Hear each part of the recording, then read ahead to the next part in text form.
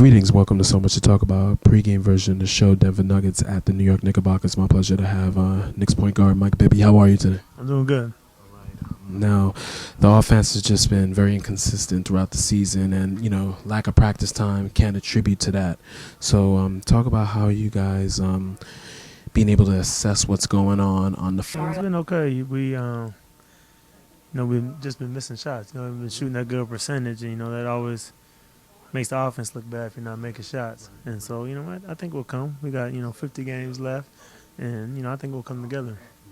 Do you think it should be more like ball movement, like crisp passing, things like that, to try to set up open, easier shots? You could go all the way down the line and say this and that, what if this and that, but the main thing is that we're missing shots. We missed a lot of layups last game, that would put us over the edge, and just got to do stuff that put us over the edge, and we haven't been able to do that. Talk about how are you doing and adjusting in your first year as a Knickerbocker, and being here and being with different personnel. It's fun. I'm having fun. You go different places. You might not have fun and play basketball. I'm having fun here, and helping the guys and doing what I need to do to try to help this team win. Talk about the advantages of having NBA, a father played in the NBA. Talk about those advantages and how mentally how it really helped you to be able to see the game differently.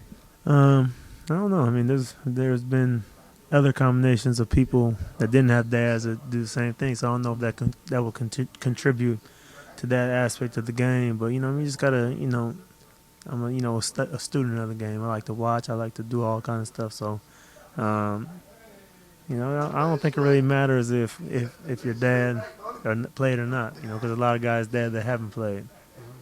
One more question, you have had a passion for making, you've made big shots throughout your career and everything, and talk about which moments that really stood out for you, in making those big shots and being able to help elevate your team. Just you figure either gonna make it or miss it, and half the time, every time you go to shoot it, you think you're gonna make it, but you can't be afraid to fail.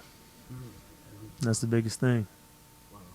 What's your memories of Sacramento? That was a great run you guys had in the early part of the decade. It was just fun, play together. Everybody's goal was to win, and it showed out there. We played hard, and the guys that everybody had a role, and it worked out for the better. And the national title is on it too, as well. Talk about those memories. It was fun. It was a long time ago. It was fun. We hit a hot streak right at the right time, and it was just fun. College was a fun thing. I'm glad I did. I figured that game with you in Providence, Arizona Providence in that Elite Eight, that was something else. We get some good guys. It was fun. Like I said, we hit a hot streak at the right time. Mike, thank you for your time. Hopefully the ship will right sooner than later, for sure. Thank you. Thank you. First question about the depth that you have on this team this year, and especially with the trade that helped out to be able to increase the depth. Talk about how that's really been an advantage for you guys to be very successful, especially after the trade.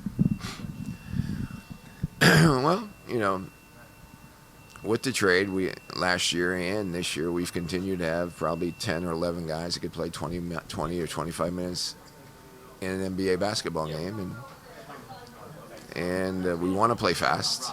We want to, our goal is to be the fastest team in the NBA, and so sometimes you need more bodies to do that. But I think the commitment of the players to play this way has been really, the coachability of them has been very positive, and they like playing with the energy of the game and trying to be the aggressive team, both offensively and defensively. And it's only, 15, 16 games into the season, so the contract hasn't been guaranteed yet. But I wanted to ask you about the young players like Todd Lawson, Danilo Gallinari. They've really been able to flourish so quickly. And how gratifying is it for you that your lessons have been able to help them really flourish that fast?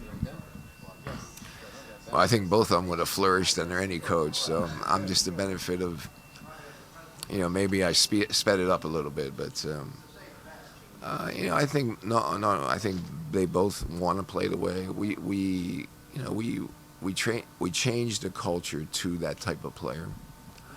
Rudy Fernandez and Corey Brewer are also that type of player, and Mozgov in his own way is a big man that can run and play very fast, and I think and Costa Crufus, and so I think Masai and Josh have catered to trying to get the player that fits really well with the philosophy. I want to talk about you've been through so much, and you've shown and exhibited a lot of strength as a leader and as a person. I think that's inspired your players as well. That played under you. Right? Well, I don't know about that. I mean, I'm blessed to be in the league. I'm as I get older, I'm amazed at, the honor. I'm honored to be able to coach, and I have great coaches to work with.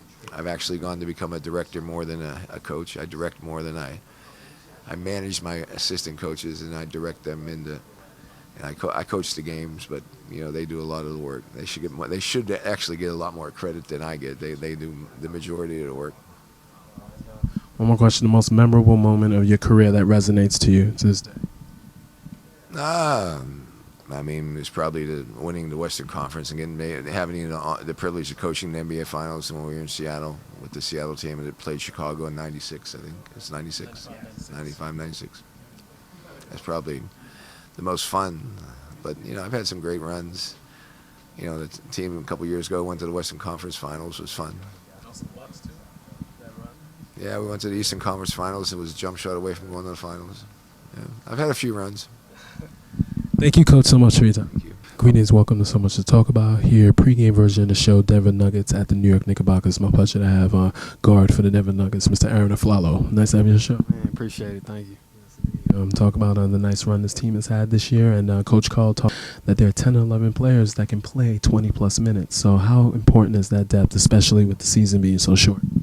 Yeah, with this condensed season, nagging injuries here and there, it's always good to have a team with some depth at each and every position. And when we're at full strength, I really think it works to our benefit.